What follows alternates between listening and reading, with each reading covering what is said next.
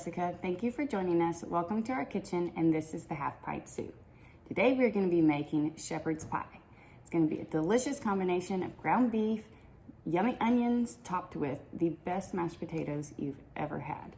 So are you ready to get cooking? Yep. The first thing we have to do is get the mashed potatoes cooking. So we're going to start with about 6 good size bacon.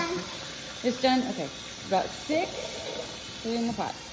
Good size bacon potatoes. We're going to peel them, rinse them, and then slice them up and put them on to boil. I need a medal. Okay. While we're waiting for the potatoes to boil, we're going to brown the meat. We have 1.5 pounds of ground beef that we're going to brown in this pot. It is really important to slice the potatoes about equal size so that they cook evenly. So stir that in and get that meat all brown. Some salt and pepper to that. I'm going to do about 1/2 teaspoon of ground pepper and 1/2 teaspoon of salt. Keep going. Keep going. Okay, now do pepper. Add me some pepper. Keep shaking. Okay, meat's browning. Stick your garlic in that little roller and roll it out to get the skin off. Okay, push down. There you go. Roll, roll, roll. Okay, take it out and see. Take it out and see. There we go. Yes, put your garlic in your garlic press. Smush I need a little bowl. You need a little bowl? Okay, we can get a little bowl. I need a little smaller. How about that? No. Is that good? Okay, now squish it. Add your garlic in there with your meat. Okay, that's 1 clove of garlic. I'm gonna add 1 small, like an 8-ounce can of tomato sauce to that. Can you pour that in the pot? Very good. Stir that in. All brown. Mm-hmm. All red. What is that? What is that? Worcestershire sauce? Yes, Worcestershire sauce. Can you put a couple little shakes of that in there? Yeah. Just a few. There, that's good. That's it. You know what that is? Parsley. Parsley. Can you shake some of that in there? Yeah. We're going to do about a tablespoon. So I need you to add that onion in there. Okay. That's about 1/2 of a yellow onion. Okay, and get your spoon and stir it in. Okay. Now to serve first. Okay, you stir. So in that bowl we have flour Flour and water. and water. Right. We have 2 tablespoons of flour and 3 tablespoons of water. You're gonna mix that up and make it kind of like a paste. And then we're gonna put that in the pot with the meat. Did you get it mixed up good? Use your spoon. Stir in All that white. that flour water mixture in there. Get it all mixed in. All right, so our potatoes are fork tender and we drain the water out. One very important thing about potatoes, mashed potatoes, you've got to put them back on the heat after you drain the water out and let the excess water that's in there steam out, because you know what you get if you don't? Watery potatoes. So let those babies steam for, I don't know, a minute or 2. Let some of that water that the potatoes have absorbed come out so you have rich and thick creamy potatoes and not watery potatoes. Okay, so now we're going to add our ingredients for our mashed potatoes. We have margarine or butter, you can use either. We have sour cream and we have cream cheese. Notice I do not put any milk. That makes them even thicker and creamier.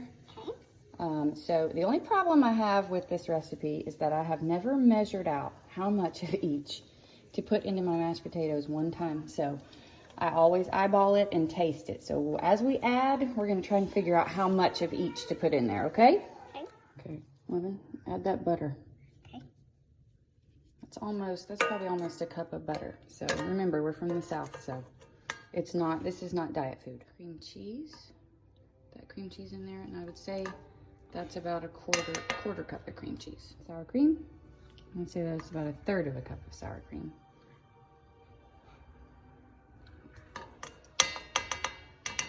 a bunch of salt. I would say a couple of teaspoons at least. And then we will mix it up. And remember to mix your potatoes when they're hot because it melts all that stuff in there. Sure.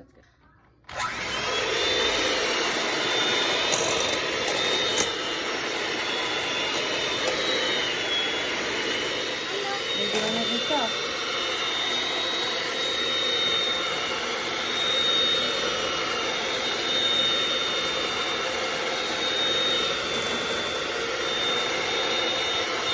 Now we've mixed the potatoes and we taste them to see what it needs. Let's see. Needs more butter. It's a little hot. Ooh, hot. Needs more butter. Okay. So, if it's really, really thick, real thick, and almost kind of flaky looking,